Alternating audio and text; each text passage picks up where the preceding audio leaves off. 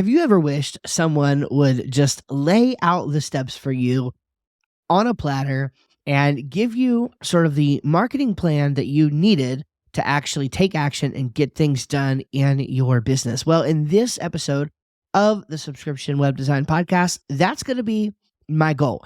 Actually, this week and next week are going to be dedicated to giving you the head start in 2024 that you have been looking for. And the plan is I'm going to start today by sharing with you exactly how I would market my business if I was starting over today, with the basic framework and sketch work and really the underlying philosophy of how you should be showing up. Okay, so we're talking a little bit more about the philosophy today, and it's going to bleed into the practical. And then next week, what we're going to do is use the philosophy as a foundation, kind of pick up where we left off and get way deeper into the practical of how you can actually do this and market your business in 2024. This is a fantastic time. I know there's lots of uncertainty, problems going on in the economy. There's questions about the subscription world. Is subscription web design even going to be a viable option in the future? We're going to talk about that this month also on the podcast. So I'm very excited in 2024, kicking off this year, to cover some topics that I think will help you, encourage you, and inspire you. As we move into this, I just want to encourage you. I'm going to be talking a lot about this going forward in the business this year and in the podcast and all of that. And that is this idea of taking action, of doing something, of trying, experimenting, failing, learning from the failure, and moving forward. As I work with more and more students, what I am finding is that the problem is information overload. Okay. The information's out there and you guys are taking it in, and that's fantastic. But unless you do something with the information, you will not get the results. And as simple of a message as that sounds, it really is the thing that is holding so many of my people back, is that they're just not taking action where they need to be. And so I want to encourage you and help you from that perspective this year. And I trust that you will find what we have to say very helpful. All right. So let's start digging into this. All right. How would I market my business if I was starting over today? The first thing I would do, and by the way, when I say how would I do this, I basically am starting over in a sense, because I'm rebranding my companies. I've been in the middle of doing that for a few months now, and we're getting really, really close to launching that. So you're going to see me doing a lot of what I am talking about today. All right. The first thing I would do is start creating 1 to 3 YouTube videos per week. All right. 1 to 3 YouTube videos per week. Now, there's a lot that goes into that. Why YouTube? What am I going to talk about? Are people going to find me if I'm just talking about web design, etc.? Okay.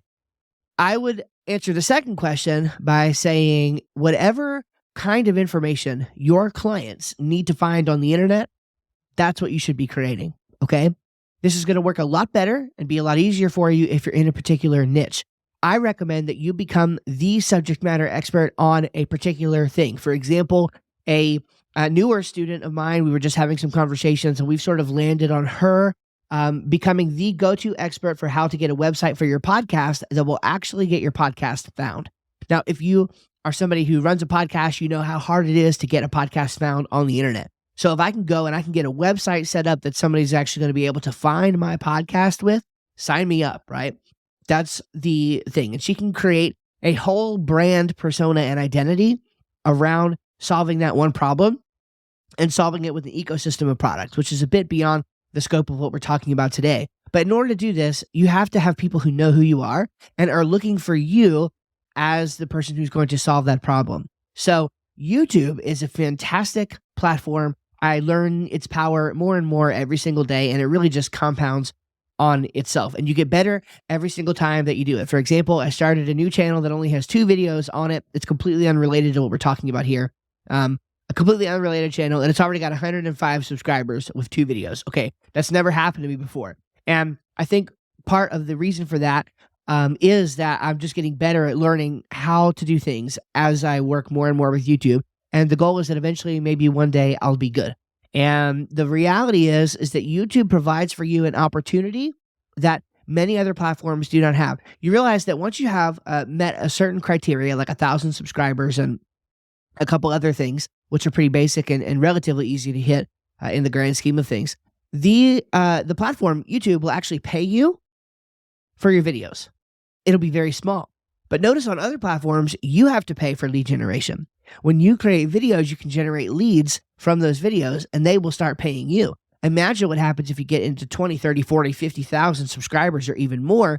They're paying you quite handsomely just for the ad revenue on your videos that are getting you leads. And then your leads are transforming into business. So it's a very, very powerful platform and system. And I think that if you're going to focus on any one system this year, YouTube is where it's at. There are not a lot of voices out there, especially if you're in a particular niche, that have the ability to show up and speak with the power and authority on the topic that you do.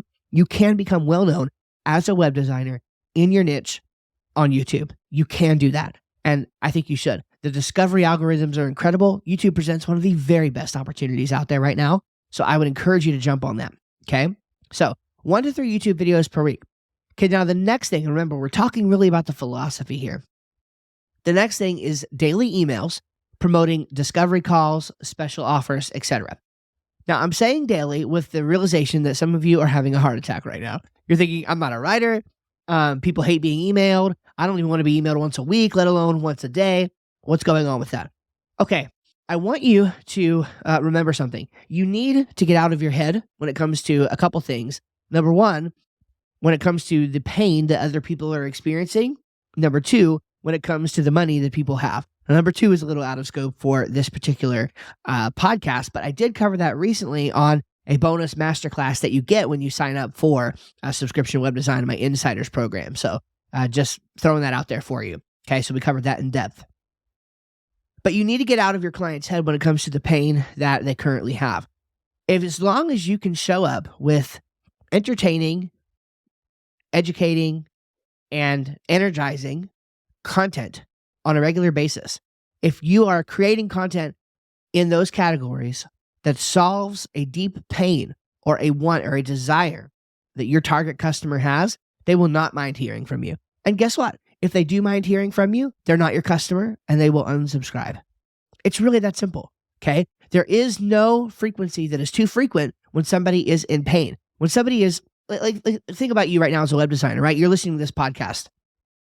I bet you if I released an episode of this podcast every day, you'd probably listen to it every day. Why? Because you have the pain that you want to build your web design business and you want to build recurring revenue for your family. Your clients have a pain too. You just have to identify what that is. And when somebody is really in that mode, they are going to be wanting information. So it's okay to send daily emails. It's okay to send weekly emails. In fact, I would not recommend you sending emails less than that because people can get so overwhelmed today that they'll just forget who you are, even if you're 2 or 3 weeks. Now, I know some people do a monthly client newsletter and and have some success with that. And that's fine. If you can see success just sending something monthly, that is great. But the reality of that happening, it seems very slim to me. You're wanting to build a relationship with the potential customers that you have. And a great way to build a relationship is to email them frequently. Okay. So in subscription web design, when you come into my world here, I email every day. Okay. At least currently. I'm actually going to be doing some experimenting with that maybe coming up. But right now I'm emailing every day and people are loving it. I'm hearing all the time from people how they're learning from these emails and enjoying them. In my agency, currently, we're emailing once a week. Okay. And even so, I think that's still a great schedule. Daily better. Weekly is still okay though. Okay. So daily or weekly emails promoting discovery calls, special offers, staying in touch with your audience, whatever time of year it is, like if there's seasonal things that affect their business, helping them through those things, staying in touch with your potential prospects is great. And you got to generate leads from that YouTube video or from the YouTube videos that you put out. And we're going to talk a little bit about what those leads could look like in the next one. Okay, so again, just giving you the philosophy here. You got to have a YouTube channel and you got to have an email system that you can regularly connect with people who would be your potential client. Okay, number 3 in this system, how I would market my business if I was starting today, is I would create new free offers every 3 months or so to keep things fresh. Okay, now this gets into the lead generation a little bit, okay?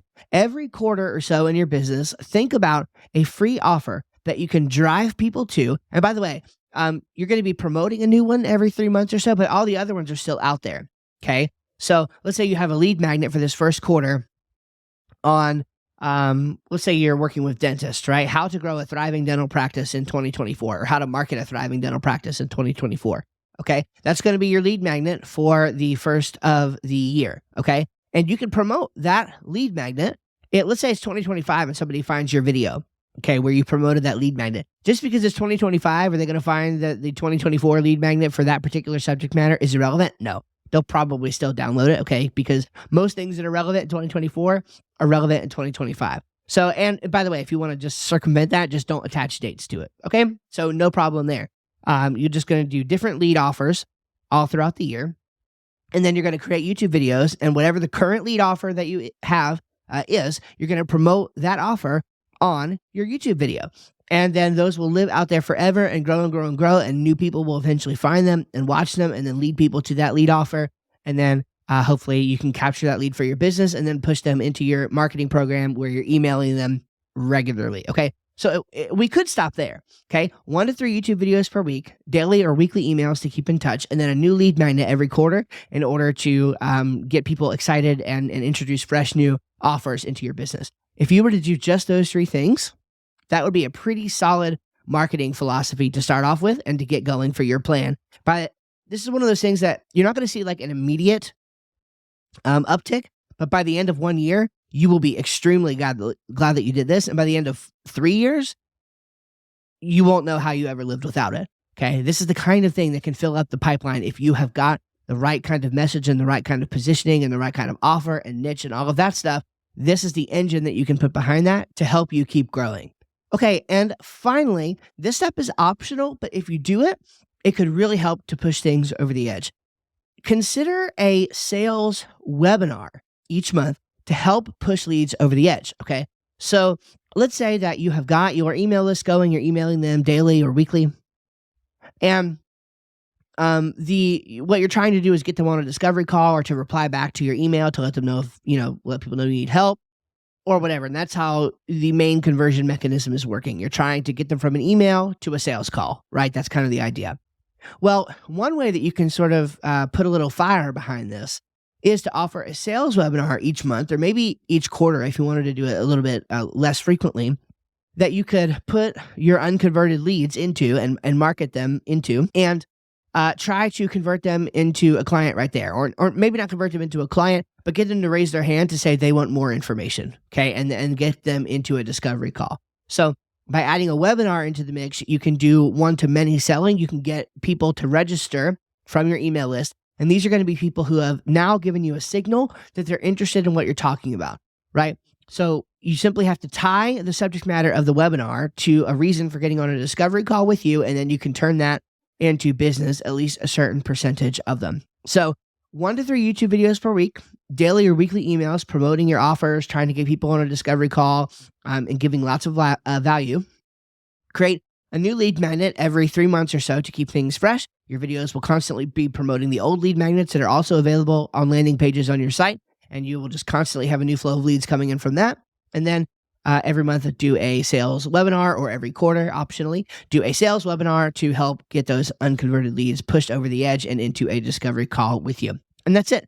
If I was starting over today, that's pretty much the plan on how I would market my business. And by the way, that's pretty much exactly what we are going to be doing moving forward. So very excited about that. I would love to dive even further into the specifics of this with you, though. And that's what we're going to do in the next episode. So please stay tuned for next week. Subscribe if you're not already, and get these new episodes coming into your system for 2024. I'm excited about this whole month. It's going to be full of topics and subject matter that are going to be very helpful and help you think through your life and your work as a web designer and how to get things really started on the right foot. All right. God bless. You guys take care. It's a pleasure to be with you as always, and we'll talk soon.